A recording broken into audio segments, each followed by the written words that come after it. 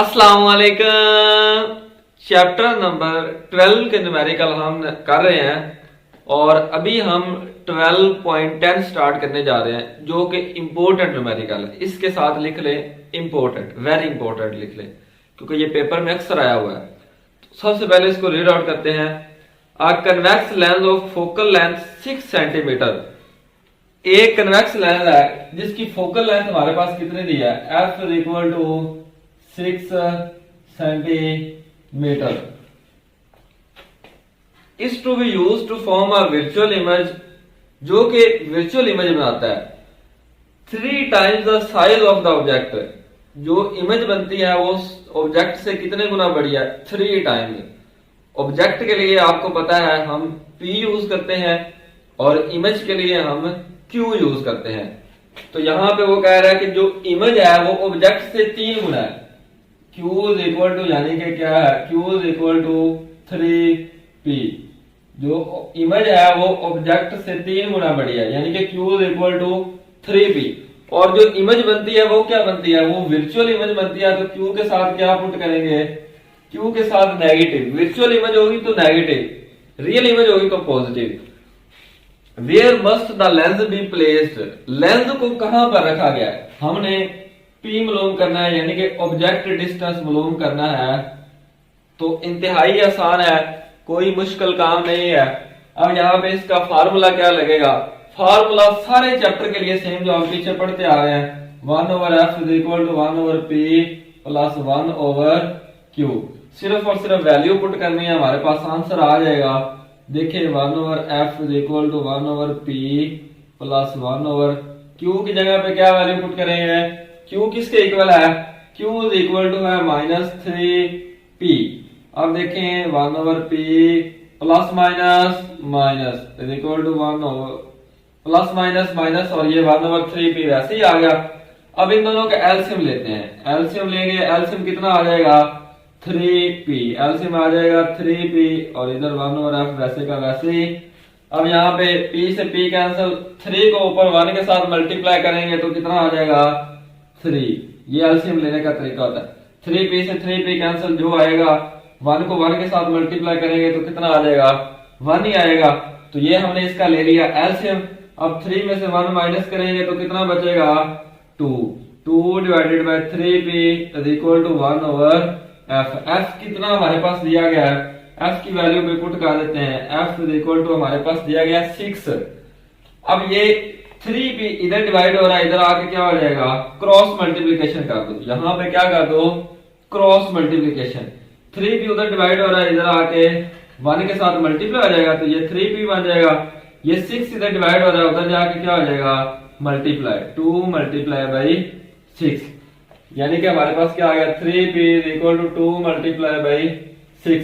ये 3 इधर मल्टीप्लाई हो रहा है, दूसरी तरफ जाके divide, 2 multiply 6 divided by 3। 3 1 are 3, 3 2 are 6।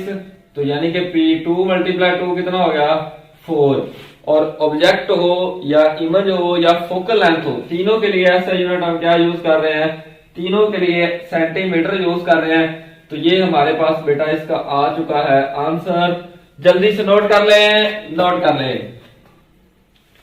बाजार विकेंदियां छुरियां, माया इश्के दियां चोटा बुरियां, एक फुल मोतिए नार की जगह सोनिए। आपको एंटरटेनमेंट मिलती रहती है। आगे हम न्यूमेरिकल नंबर 12.11 स्टार्ट करते हैं। वाह भाई वाह, एक फुल मोती है लमार के जगह। 12.11 है, इंपॉर्टेंट है ये भी और कॉन्सेप्चुअल है, समझना है इसको गौर से। सबसे पहले इसको रीड आउट करते हैं। A ray of light from air is incident on a liquid surface. यानी कि हवा में से लाइट आ रही है, कहां पे आके टकराती है। ये मैं इधर साइड पे बना देता हूं छोटा सा, ये कोई भी है। एयर में से लाइट आ रही है और नीचे पानी पड़ा है, ये सारा पानी पड़ा है। अब पानी के अंदर दाखिल हो रही है। A ray of light from air is incident on a liquid surface at an angle of incidence 35। Angle of incidence जो बनाती है वो कितना बनाती है 35। सबसे पहले जो हमारे पास दिया गया है एंगल ऑफ इंसिडेंस, उसको नोट कर लो। एंगल ऑफ इंसिडेंस हमारे पास कितना दिया है, 35 डिग्री। नेक्स्ट रीड आउट करते हैं, calculate the angle of refraction. अब टकराने के बाद ये रिफ्रैक्ट करेगी यानी कि अपना एंगल चेंज कर लेगी, बजाय सीधी जाने के ये हल्का सा बेंड हो जाएगी। तो ये जो बनेगा यहां पर एंगल नॉर्मल के साथ, ये होता है एंगल ऑफ रिफ्रैक्शन। ये हमने फाइंड करना है एंगल ऑफ रिफ्रैक्शन। क्या फाइंड करना है, angle of refraction. Angle of refraction हमने फाइंड करना है, calculate the angle of refraction if the refractive index of the liquid is 1.25। Refractive index कितना दिया है, n। रिफ्रैक्टिव इंडेक्स का मतलब होता है n, n is equal to 1/1.25 1.25 दिया है। आल्सो कैलकुलेट द, वो अब ये इतना काम कर लें, उसके बाद फिर आगे करते हैं। अब इतने में उसने हमें n दिया है, एंगल ऑफ इंसिडेंस दिया है, एंगल ऑफ रिफ्रैक्शन हमने फाइंड करना है। तो यहां पे जो हम लॉ यूज करेंगे, वो लॉ हम यूज करेंगे बेटा स्नेल्स लॉ। स्नेक नहीं कहना, स्नेल लॉ। स्नेक ने दिया, स्नेल लॉ क्या कहता है, n is equal to sine I over sine R. ठीक है, ये हमने स्नेल लॉ का फार्मूला पढ़ा था। ठीक है, हमने एंगल ऑफ रिफ्रैक्शन मालूम करना है, तो सॉल्यूशन स्टार्ट करते हैं। ये इधर डिवाइड हो रहा है, दूसरी तरफ आके क्या हो जाएगा, दूसरी तरफ आके मल्टीप्लाई हो जाएगा, और ये n इधर मल्टीप्लाई हो रहा है, दूसरी तरफ जाके डिवाइड हो जाएगा, यानी कि ये n इधर आ जाएगा और ये इधर चला जाएगा। अब सिर्फ और सिर्फ वैल्यू पुट करनी, हमारे पास आंसर आ जाएगा। देखें, साइन आई की जगह पे कितना पुट करेंगे, आई कितना दिया हमारे पास 35, और n हमारे पास कितना दिया है, n हमारे पास दिया 1.25 is equal to sine R. अब अगर हम इसको डिवाइड करेंगे, तो ये हमारे पास आ जाएगा 0.45। कैलकुलेटर पे आप करके दे सकते हैं, is equal to sine R. हमने मालूम करना है, देखो एंगल ऑफ रिफ्रैक्शन, सिर्फ आर मालूम करना है, साइन तो साथ में हमें जरूरत नहीं। साइन को उठा के दूसरी तरफ ले जाओ, साइन को उठा के दूसरी तरफ ले जाओ, साइन उधर जाके क्या हो जाएगा, साइन उधर जाके इनवर्स हो जाएगा, तो ये मान जाएगा 0.45। अब जब हम शिफ्ट दबा के साइन दबाएंगे कैलकुलेटर पर, तो ये हमारे पास साइन इनवर्स आ जाएगा। तो कैलकुलेटर पे इसको पुट करेंगे, तो यहां पे हमारे पास इसका आंसर आ जाएगा 27.13 या 23 आए। पॉइंट से पहले पहले आपका आंसर ठीक आना चाहिए, बिल्कुल एग्जैक्ट पॉइंट से पहले पहले। पॉइंट के बाद अगर कोई फर्क आ भी जाता है तो उससे कोई टेंशन नहीं। तो ये हमारे पास बेटा आ चुका है angle of refraction, angle of refraction ये हमारे पास आ गया है इसका आंसर। अब दूसरा कर लेते हैं, बहुत ही आसान है। वो कहता है ऑल, दोबारा आगे जो रह गया उसको रीड आउट करते हैं। Also calculate the critical angle between the liquid air interface. दूसरे नंबर पे हमने फाइंड करना है क्रिटिकल एंगल। क्या फाइंड करना है, क्रिटिकल एंगल। ठीक है, यहां पे लिख लो क्रिटिकल एंगल। लो क्रिटिकल एंगल या एंगल ऑफ सी भी से कहते होते हैं, क्रिटिकल एंगल या angle of C. Critical angle ये से। अब क्रिटिकल एंगल जब हमने फाइंड करना, ये एक पॉइंट गौर से समझना आपने बस। क्रिटिकल एंगल हमने पढ़ा था टोटल इंटरनल रिफ्लेक्शन के टॉपिक में। तो टोटल इंटरनल रिफ्लेक्शन के लिए एक शर्त लाजमी होती है, गौर से सुने, गौर से सुने। टोटल इंटरनल रिफ्लेक्शन के लिए एक शर्त लाजमी होती है कि हमारी जो लाइट है वो एयर में, पानी में से बाहर निकल रही हो, पानी से बाहर जा रही हो, पानी से निकल रही हो, पानी से हवा में जा रही हो, यानी कि डेंसर मीडियम से रेयर मीडियम के अंदर दाखिल हो गई। ये टोटल इंटरनल रिफ्लेक्शन के लिए लाजमी शर्त थी। तब हमने फिर क्रिटिकल एंगल क्या पढ़ा था, क्रिटिकल एंगल हमने पढ़ा था, यहां पे नॉर्मल ड्रा करते हैं, यहां पे ये पानी है नीचे सारा और ऊपर हवा है, ये डेंसर मीडियम है, ऊपर रेयर मीडियम है, यहां पे नॉर्मल ड्रा करते हैं। तो अब क्या कहा था, क्रिटिकल एंगल क्या होता है, सबसे पहले ये समझे। क्रिटिकल एंगल जब पानी से निकल रही हो लाइट, तो ये जो एंगल ऑफ इंसिडेंस होता है, जो एंगल ऑफ इंसिडेंस उस वक्त होता है, एंगल ऑफ इंसिडेंस होता है वो होता है क्रिटिकल एंगल। तब एंगल ऑफ रिफ्रैक्शन क्या होता है, एंगल ऑफ रिफ्रैक्शन 90 पे। यानी कि दोबारा गौर से समझो, जब एंगल ऑफ रिफ्रैक्शन 90 हो, तब जो एंगल ऑफ इंसिडेंस होता है वो क्रिटिकल एंगल के इक्वल होता है। और इसके लिए शर्त क्या जरूरी है कि लाइट पानी में से हवा में आ रही हो, ठीक है, क्योंकि हमने टोटल इंटरनल रिफ्लेक्शन पढ़ा था। तो रिफ्लेक्शन के लिए ये जरूरी है। इसमें तो रिफ्लेक्शन का अमल हो ही नहीं सकता, चाहे 90 का हो जाए एंगल, चाहे 95 का हो जाए, चाहे जितना मर्जी बड़ा हो जाए, इसमें रिफ्लेक्शन का अमल नहीं हो सकता। इसमें होता है टोटल इंटरनल रिफ्लेक्शन में हमने क्रिटिकल एंगल पढ़ा। क्रिटिकल एंगल क्या है, जब एंगल ऑफ रिफ्रैक्शन 90 का हो जाए तब जो एंगल ऑफ इंसिडेंस होता है वो क्रिटिकल एंगल के इक्वल। अब यहां पे इसका फार्मूला हम क्या लगाएंगे, इसका फार्मूला में हम यही स्नेल लॉ लगाएंगे जो हमने लगाया, यही स्नेल लॉ यूज करेंगे, लेकिन अब इसको उल्ट कर देंगे। पहले हमने क्या पढ़ा, n is equal to sine I over R. जब लाइट हवा में से पानी में दाखिल हो रही थी उसके लिए हम ये फार्मूला यूज करते थे, n is equal to sine I over sine R. तो ये पॉइंट गौर से, अब इसका उल्ट हो गया, अब इसका उल्ट हो गया। अब लाइट पानी में से हवा में जा रही है, पानी में से हवा में जा रही है, एंगल ऑफ रिफ्रैक्शन 90 का है। अब फार्मूला यही उल्टा, साइन आर ऊपर आ जाएगा और साइन आई नीचे चला जाएगा। ठीक है, समझ लगी इसकी। इसी फार्मूले को हमने उल्टा देना है। अब हमने क्रिटिकल एंगल फाइंड करना है, यानी कि जो एंगल ऑफ इंसिडेंस है वही एंगल ऑफ क्रिटिकल है। ठीक है, angle of incidence angle of critical है। अब ये इधर डिवाइड हो रहा है, दूसरी तरफ आके क्या हो जाएगा, दूसरी तरफ आके multiply sine I is equal to sine R divided by N. N इधर मल्टीप्लाई, दूसरी तरफ आके डिवाइड। ये देखिए, ये इधर चला गया, ये इधर आ गया। अब वैल्यू पुट कर देते हैं, साइन आर। आर मैंने आपको बताया कितना, जब एंगल ऑफ रिफ्रैक्शन कितना हो, 90 का हो।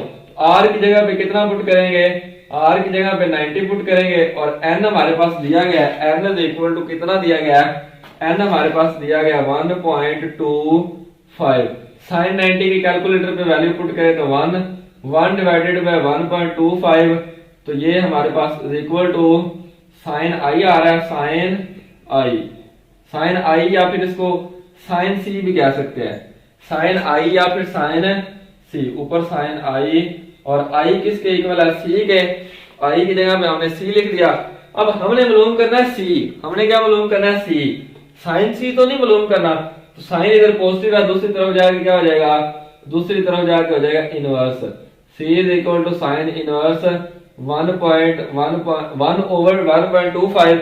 इसको कैलकुलेटर पे करेंगे तो 0.80 या फिर 0.8 ही आ जाएगा। तो जब हमने शिफ्ट दबा के साइन दबाएंगे, इसका इनवर्स लेंगे, तो ये हमारे पास आ जाएगा C इज इक्वल टू 53.13। ये हमारे पास बेटा आ चुका है दूसरा आंसर। तो जल्दी से नोट कर लें, साइड पे होता हूं, नोट करें। लाया लाया तेरे नाल ढोलना, स्क्रीनशॉट ले लिया करें। लाया लाया तेरे नाल ढोलना, इको दिल से आवे बया मेरे कोल ना। लाया लाया तेरे नाल ढोलना। लास्ट न्यूमेरिकल बेटा 12.12 numerical. The power of a convex lens is 5 dioptre. इंतहाई आसान है, कोई मुश्किल नहीं है। Power of a convex lens, power हमारे पास कितनी दी है, 5 dioptre. At what distance the object should be placed from the lens. कितने डिस्टेंस पर ऑब्जेक्ट रखा गया है, ऑब्जेक्ट हमने मालूम करना है, यानी कि क्या मालूम करना है, P हमने मालूम करना है। इस P का मतलब पावर है, इस P का मतलब ऑब्जेक्ट है। ठीक है, so that it's real and 2 times larger image is formed. जो इमेज बन रही है वो इमेज जो ऑब्जेक्ट से 2 गुना है, यानी कि Q इज इक्वल टू कितना हमारे पास दिया है, Q is equal to 2P। जो इमेज बन रही है वो ऑब्जेक्ट से 2 गुना बड़ी बन रही है, तो Q इज इक्वल टू क्या होगा, 2P। रियल इमेज बन रही है तो रियल के साथ पॉजिटिव ही होता है, तो कोई टेंशन तो नहीं है, हमें कोई टेंशन नहीं है। ठीक है, पी मालूम करना है, पावर दी गई है, तो यहाँ पे अब फार्मूला तो सबके लिए सेम, फार्मूला वही 1/f is equal to 1/p प्लस 1/q। लेकिन बात देखिए, हमारे पास f नहीं दिया गया, उसकी जगह पे हमारे पास पावर दी गई है, तो इतना सा फर्क है इसमें, और कुछ भी नहीं है। तो हमने ये भी, इसका भी हल है हमारे पास। हमने पढ़ा था कि focal length is the reciprocal of power, focal length is the reciprocal of power. एक ये फार्मूला, हमने दूसरा फार्मूला यूज करना है, पहले ये फार्मूला इस्तेमाल करेंगे। ठीक है, ये भी फार्मूला है बेटा, ये फार्मूला है, लेकिन ये सॉल्यूशन में लिखना है। ये एक फार्मूला, एक ये, पहले ये लगाएंगे, उसके बाद ये। हमने पढ़ा था focal length is the reciprocal of power. ठीक है, ये पावर है, पावर पी ए आर लिख ले। और देखें F इज इक्वल टू 1, और पावर हमारे पास कितनी दी है, 5 डाईऑप्टर। पावर कितनी दी है, 5 डाईऑप्टर। ठीक है, 1 को 5 में डिवाइड करेंगे तो ये हमारे पास आ जाएगा 0.2। ठीक है, 1 को 5 में डिवाइड करेंगे 0.2 आ जाएगा। डाईऑप्टर है तो इसका ऐसा यूनिट मीटर। ठीक है, इसका ऐसा यूनिट है मीटर। F हमारे पास आ गया, F is equal to 0.2 metre. कोई कंफ्यूजन वाला क्वेश्चन नहीं है, इंतहाई आसान है। ठीक है, बस आपने कंफ्यूजन होना। पावर हमारे पास दी गई है, इमेज भी दिया गया है, पी मालूम करना है। एफ नहीं था तो एफ के लिए हमने ये फार्मूला लगा दिया, F is equal to 1/p, P से मुराद पावर। अब देखो 1/f को डिवाइड किया 0.2 मीटर। हमने जितने भी न्यूमेरिकल किए सारे चैप्टर के, हमने p के साथ भी सेंटीमीटर लगाया, q के साथ भी सेंटीमीटर लगाया, और f के साथ भी सेंटीमीटर लगाया। लेकिन यहाँ पे किस में आ गया है, मीटर में आ गया है, तो मीटर से इसको भी हम सेंटीमीटर में कन्वर्ट करते हैं। ठीक है, बस ये एक पॉइंट है। मीटर से किस में कन्वर्ट करेंगे, सेंटीमीटर में। तो सेंटीमीटर में कन्वर्ट करने के लिए क्या करते होते हैं, 100 के साथ मल्टीप्लाई, 100 के साथ मल्टीप्लाई। जब 100 के साथ मल्टीप्लाई करेंगे तो ये किस में कन्वर्ट हो जाएगा, सेंटीमीटर में कन्वर्ट हो जाएगा। 100 के साथ मल्टीप्लाई करो, 0.2 को 100 के साथ मल्टीप्लाई करेंगे तो f हमारे पास आ जाएगा, f हमारे पास आ जाएगा 1 पॉइंट, और ये दूसरा पॉइंट, ये हमारे पास आ जाएगा 20 सेंटीमीटर। f इक्वल टू, ये कैलकुलेटर पे आप करके देख सकते हैं, f हमारे पास कितना आ गया, f इक्वल टू 20 सेंटीमीटर। अब हम ये फार्मूला लगाते हैं बस। ठीक है, और कुछ भी नहीं। फार्मूला क्या है, 1/f इक्वल टू 1/p प्लस 1/q। अब यहाँ पे वैल्यू पुट कर दो, f की जगह पे कितनी वैल्यू पुट कर देंगे, 20। f की जगह पे 20 इक्वल टू 1/p प्लस 1/q। q की वैल्यू कितनी दिया है, q हमारे पास दिया है 2p, q इक्वल टू कितना है, 2p। अब इन दोनों का एलसीएम लेंगे, एलसीएम लेंगे तो क्या आ जाएगा, एलसीएम आ जाएगा 2p। अब p से p कैंसिल, ऊपर 1 प्लस, और ये 2p से 2p कैंसिल, और सॉरी इधर आ जाएगा, ये p से p कैंसिल, ऊपर 2 चला जाएगा, और ये 2p से 2p कैंसिल, ऊपर 1। ठीक है, एलसीएम की समझ लगी, p से p कैंसिल, 2 1 2, ये 2p से 2p पूरा ही कैंसिल, ऊपर 1 बच गया। 2 प्लस 1 कितना हो गया, 3। 3 divided by 2p is equal to 1/20। अब यहाँ पे क्रॉस मल्टीप्लीकेशन करते हैं, 2p इधर डिवाइड हो रहा है, इधर आके क्या हो जाएगा, मल्टीप्लाई, और ये 20 इधर डिवाइड हो रहा है, दूसरी तरफ जाके क्या हो जाएगा, मल्टीप्लाई। अब यहाँ पे ये 2 इधर मल्टीप्लाई हो रहा है, दूसरी तरफ जाके डिवाइड। 2 1 2, 2 1 2, तो ये 10 को 3 के साथ मल्टीप्लाई करेंगे तो p इज इक्वल टू 10 3 30। बोलो बोलो भाई बोलो, 30 सेंटीमीटर। ये हमारा आ चुका है लास्ट आंसर, और इस चैप्टर के न्यूमेरिकल इसी तरह कंप्लीट होते हैं। मुझे इजाजत दें, अल्लाह हाफिज। नोट कर लें।